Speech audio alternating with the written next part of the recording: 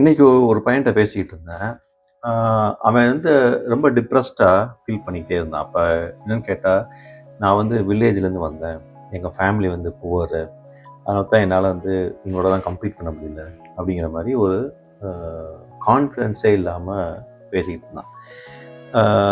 So நான் சொன்னேன், "ஏய் கான்ஃபிடன்ஸுக்கும் நீ புவரா இருக்கிற, நான் வில்லேஜ்ல இருக்கேன், சிட்டில இருக்கேங்கிறதுக்கும் கம்பேரிசனே கிடையாது. கான்ஃபிடென்ஸுங்கிறது வந்துட்டு உனக்கு நீ மேலே வைக்கிற நம்பிக்கை தான்." உடனே அவன் கேட்டான், அதான் சார் எனக்கு தெரியல, அதை எப்படி வைக்கிறது? பை பர்த்தாவே அந்த மாதிரி நான் இல்லாமலே இருந்திருக்கேன். எனக்கு எப்பயுமே வசதியாக இருந்ததில்லை, நான் அழகாக இருந்ததில்லை, எந்த இடத்துலையுமே நான் சேரப் பண்ணி இருந்ததே கிடையாது. அப்போ எதை பார்த்தாலுமே எனக்கு ஒரு நெகட்டிவிட்டி இருக்குது, எதை பார்த்தாலுமே எனக்கு ஒரு கான்ஃபிடென்ஸ் லெஸ்ஸாகவே இருக்குது. So I think that's become my attitude மாதிரி ஆயிடுச்சு அப்படின்னா. ஸோ ரொம்ப ஸ்ட்ராங்காக சொன்னேன். ஸோ உங்களுக்கும் அதான் சொல்கிறேன். கான்ஃபிடென்ஸ் அப்படிங்கிறது நீங்கள் எங்கே பிறந்தீங்க, எவ்வளோ வசதியாக இருந்தீங்க, எவ்வளோ ஏழையாக இருந்தீங்க, பணக்காரங்களா இருந்தீங்க, அப்படிலாம் கணக்கு கிடையாது.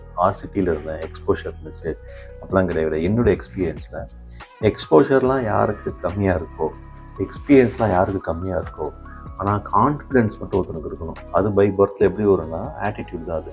ஈகோயிஸ்டிக் எடுப்பாங்களா அந்த மாதிரி.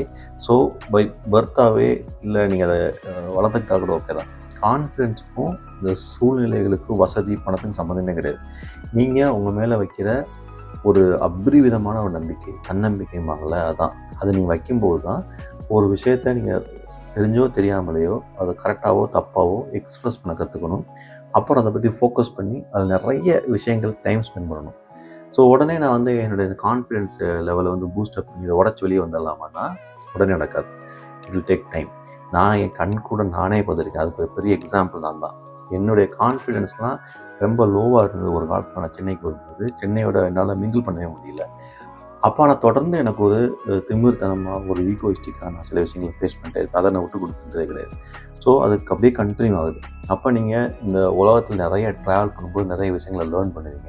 அந்த லேர்னிங்ஸ் வந்து என்ன செய்யுங்கன்னா உங்களுடைய அந்த ஷை டைப்பை வெளியே கொண்டு வந்துட்டு உங்கள் கான்ஃபிடென்ஸை வெளியே கொண்டு கொடுக்கும். ஸோ நீங்கள் ஏழையாக இருக்கேன், இல்லை நான் வந்துட்டு வசதி இல்லாமல் இருக்கேன், எக்ஸ்போஷர் இல்லாமல் இருக்கேன், நான் அழகாக இல்லை, என்கிட்ட பணம் இல்லை அப்படின்னு நினச்சிக்கிட்டு அதனால தான் எனக்கு கான்ஃபிடென்ஸ்னு நினச்சிக்காதீங்க. கான்ஃபிடென்ஸுக்கும் அதுக்கும் சம்மந்தமே கிடையாது. ஸோ இது எல்லாமே வந்து நம்ம மேலே வைக்கிற நம்பிக்கை. நம்ம எப்படி வந்து தைரியமாக ஃபோக்கஸாக திமிராக எப்படி இருக்கீங்களோ அதுதான். ஸோ திமிர் ரொம்ப முக்கியம் மனுஷனுக்கு. அதுதான் கான்ஃபிடென்ஸ் வந்து கொடுக்கும். சரியா? ஸோ நான் சொன்னேன் அந்த பையனுக்கு, அதை சொல்லணும்னு தோணுச்சு. திரும்ப திரும்ப சொல்கிறேன், கான்ஃபிடென்ஸுங்கிறது பணத்தாலேயோ வசதியாலேயோ எக்ஸ்போஷராலேயோ கொடுக்க முடியாது. அது இண்டிவிஜுவல். நீங்கள் நினைக்கணும், எனக்கு இது தெரியும், என்னால் முடியும், நான் செய்வேன், நான் படிப்பேன், நான் லேர்ன் பண்ணுவேன் அப்படின்னு சொல்லிட்டு ஃபோக்கஸ் பண்ணி உங்களை நீங்களே ப்ரூவ் பண்ணிக்கிறது தான் கான்ஃபிடென்ஸ். அதை தொடர்ந்து பண்ணுங்கள்.